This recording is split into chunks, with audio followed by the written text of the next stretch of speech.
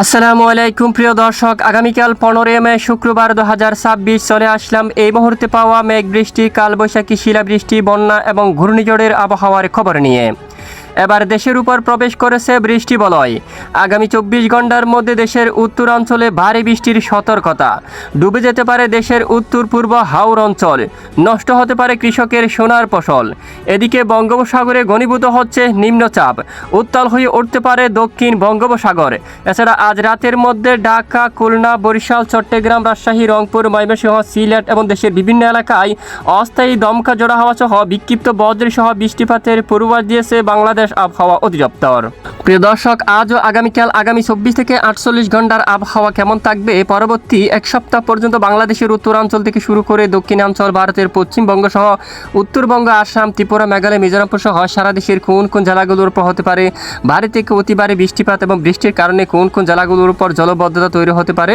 এছাড়া বঙ্গোপসাগর বুকে অবস্থানরত লঘুচাপটি কতটা শক্তিশালী হবে, কোথায় আঘাত আনতে পারে, এর ফলে দেশের দক্ষিণাঞ্চলে বৃষ্টিপাতের সম্ভাবনা রয়েছে কিনা তা জানিয়ে দেব ভিডিওটির মাধ্যমে।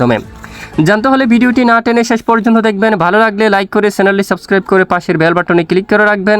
আর ভিডিওটি আপনি কোন জেলা থেকে সরাসরি লাইভ দেখছেন কমেন্ট করে জানিয়ে দিন। প্রিয় দর্শক বন্ধুরা, ইতিমধ্যে সরাসরি চলে যাব আমরা আজ রাতের উপগ্রহ রাডার স্যাটেলাইট ইমেজের উপর। বর্তমান দেশের বেশিরভাগ এলাকায় আকাশ পরিষ্কার, তবে দেশের পূর্ব দিকের জেলাগুলোর উপর শক্তিশালী মেঘমালা তৈরি হয়ে গেছে। ইতিমধ্যে কুমিল্লা বা লাকসাম বা আশেপাশে অঞ্চলে ব্যাপক আকারে মেঘমালা তৈরি হয়েছে। বেলুনিয়া, এদিকে বিশেষ করে দেখুন উদয়পুর, তারপর মগিয়াবাড়ি, দিঘিনালা, কাকড়াছড়ি, ছাগলনাইয়া এই অঞ্চলে আকাশ প্রচণ্ড মেঘলা অবস্থা রয়েছে। বাংলাদেশের পূর্ব দিকের এদিকে সাজেক, তারপর বিশেষ করে এদিকে পানচিরি, তারপর এখানে দিঘিনালা, কাকড়াছড়ি আকাশ মেঘলা হতে পারে। রাতের দিকে চট্টগ্রাম বিভাগের উত্তরাঞ্চলে বজ্রসহ বিক্ষিপ্ত আকারে বৃষ্টিপাত হওয়ার সম্ভাবনা রয়েছে। গতকাল ঢাকা সহ খুলনা, বরিশাল ও চট্টগ্রাম বিভাগের জেলায় জেলায় মাঝারি থেকে ভারী বৃষ্টিপাত হতে দেখা গেছে এবং সকালেও রংপুর, রাজশাহী, ময়মনসিংহ, সিলেট বিভাগের বিভিন্ন এলাকায় হালকা মাঝারি বজ্রসহ বৃষ্টিপাত হতে দেখা গেছে।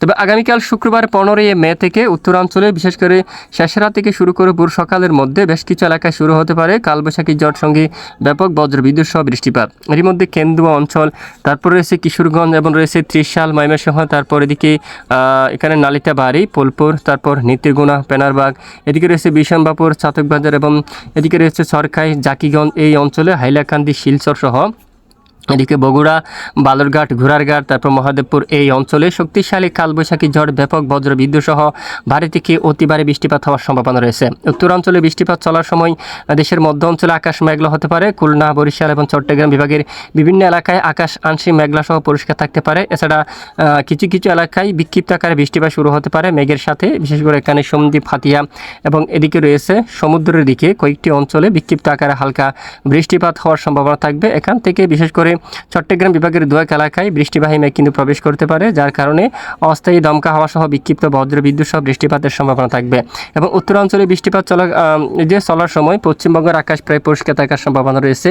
এরপরে বিকেল থেকে সন্ধ্যা ও রাতের মধ্যে বৃষ্টির মাত্রা কমতে পারে, তখন দেশের বেশ কিছু এলাকায় আকাশ আংশিক মেঘলা সহ পরিষ্কার হতে পারে। ঢাকা, তারপর এখানে রাজশাহী, এদিকে বিশেষ করে খুলনা, বরিশাল, চট্টগ্রাম, ত্রিপুরা রাজ্যের কিছু কিছু এলাকায় তখন বিক্ষিপ্ত আকারে বজ্রবাহী মেঘ তৈরি হয়ে হালকা বৃষ্টিপাত হওয়ার সম্ভাবনা থাকবে। এরপরে শনিবার 16 মে আবারও ঠিক শেষ রাত থেকে আবারও বিশেষ করে রাতের দিকে এবং বেশ কিছু এলাকায় বজ্রসহ বৃষ্টিপাত প্রবেশ করতে পারে, তখন সিলেট বিভাগের উপর দিয়ে বজ্রসহ বৃষ্টিপাত হতে পারে, তবে তুলনামূলক কিছুটা কম থাকবে। এবং রবিবার বিশেষ করে 17 মে নাগাদ দেশের উত্তর পূর্ব কিছু কিছু এলাকায় বজ্রবিদ্যুৎ সহ বিক্ষিপ্ত আকারে বৃষ্টিপাত হওয়ার সম্ভাবনা থাকবে। তো এই হচ্ছে মূলত বৃষ্টিপাতের পূর্বাভাস। তো প্রতিদিন নিয়মিত আবহাওয়ার সঠিক খবর সবার আগে পেতে আমাদের সাথে থাকবেন। আর এদিকে বঙ্গোপসাগরে যদি আমরা একটু দেখি, বিশেষ করে বঙ্গোপসাগরে একটি লঘুচাপ তৈরি হয়েছে, এটি একেবারে দুর্বল আকৃতি, এটি কিন্তু নিম্নচাপ তৈরি হওয়ার কোনো সম্ভাবনা নেই বা এই লঘুচাপের প্রভাবে দেশের পর বৃষ্টিপাতের সম্ভাবনা নেই। তবে এখানে হালকা আকারে কিছুটা মেঘমালা তৈরি হতে পারে, যার কারণে চট্টগ্রাম বিভাগের সাগর উপকূলীয় দুয়েক এলাকায় বিক্ষিপ্ত হালকা বৃষ্টিপাত হতে পারে। প্রিয় দর্শক, এতক্ষণ আমাদের সাথে থাকার জন্য ধন্যবাদ।